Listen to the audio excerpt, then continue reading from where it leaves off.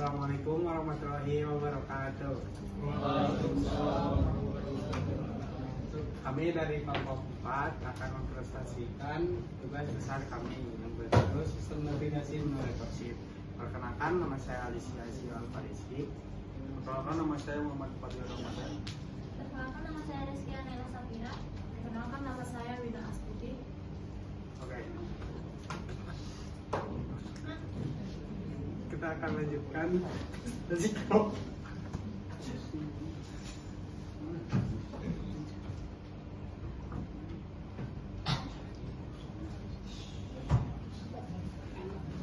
Baik, di sini ada latar belakang dan tujuannya, yaitu yang dimana pengolahan data pasien secara manual berpotensi menyebabkan kesalahan pencatatan dan kehilangan data.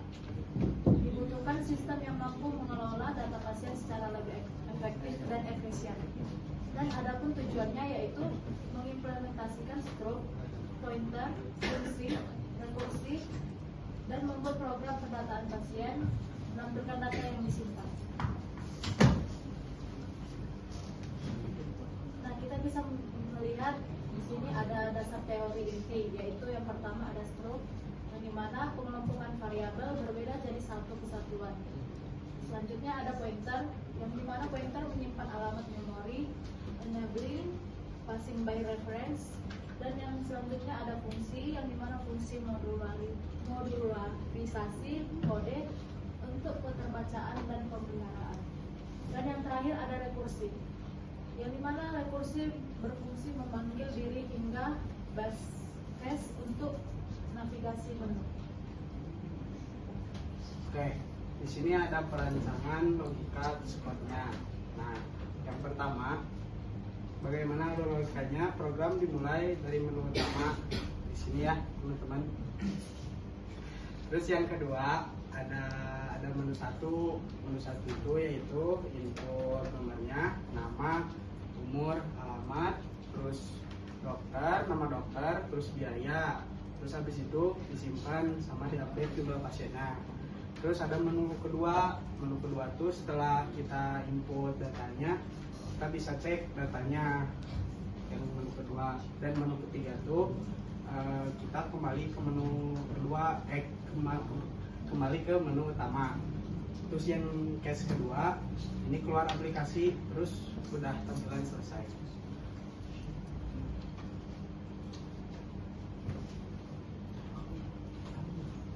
Di sini ada alur kerja flowchart. Program dimulai dengan inisialisasi array daftar pasien dan pengaturan total pasien di angka 0. Alur kemudian masuk ke menu utama yang menyediakan pilihan untuk keluar dari aplikasi atau masuk ke submenu kelola pasien.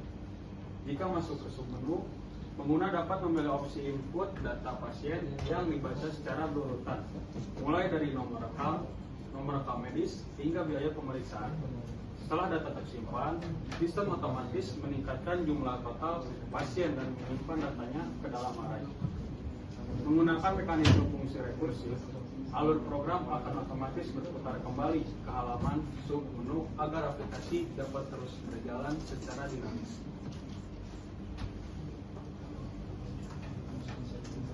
Selanjutnya di sini ada potongan kodenya yang akan dibahas satu-satu.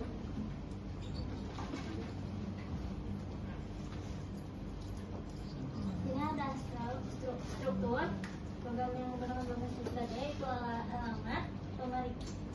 Datanya ada alamat, data pemeriksaan, dan pasien. Nah, di struktur alamat itu digunakan untuk menyimpan informasi jalan dan peta pasien. Dan di pemeriksaan digunakan untuk menyimpan nama dokter dan biaya pemeriksaan.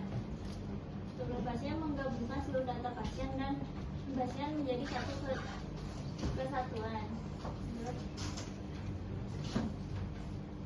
Yang selanjutnya ada input data. Nah, input data ini fungsinya tuh digunakan untuk memasukkan data pasien ke dalam array.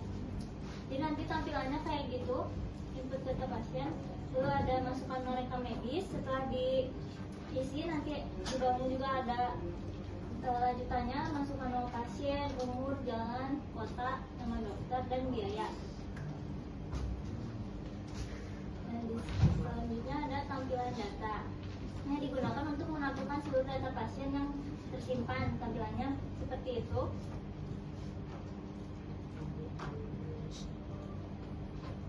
Di submenu digunakan untuk mengelola menu input dan tampilan data dengan konsep rekursi.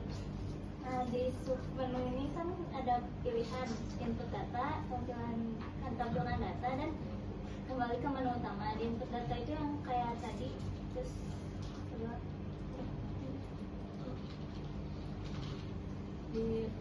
yang terakhir ada fungsi menu utama, digunakan untuk mengatur jalannya program secara keseluruhan.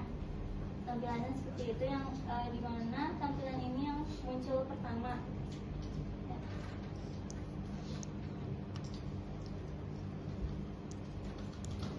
Nah, ini ada analisis perbandingan ya teman-teman, yang dari aspeknya itu dari pertama navigasi, versi awalnya itu statis linier, terus setelah kita perbaiki ke versi perbaikannya menjadi dinamis rekursif, terus yang aspek keduanya yaitu input data, awalnya itu terbatas, terus versi perbaikannya fleksibel, bisa 50 data atau bisa juga lebih juga. Terus strukturnya yang awalnya menumpuk tuh dimain, nah versi perbaikannya modular, fungsi terpisah. Terus yang terakhir passing data yang awalnya tanpa pointer, nah versi perbaikannya passing by reference.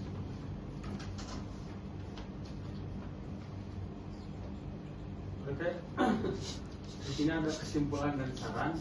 Kesimpulannya itu rekursi efektif untuk navigasi menu, pointer, mengoptimalkan memori, tipe fungsi in aman untuk kontrol dan mencegah overflow. Dan juga ada saran, gunakan struktur data dinamis linked list untuk kapasitas variabel. Tambahkan file handling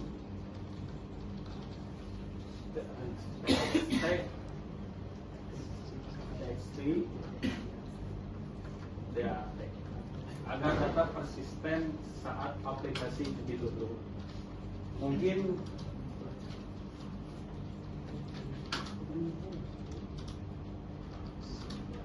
sekian presentasi dari kelompok kami. Mohon maaf jika ada salah kata atau ucapan. Assalamualaikum warahmatullahi wabarakatuh. Waalaikumsalam.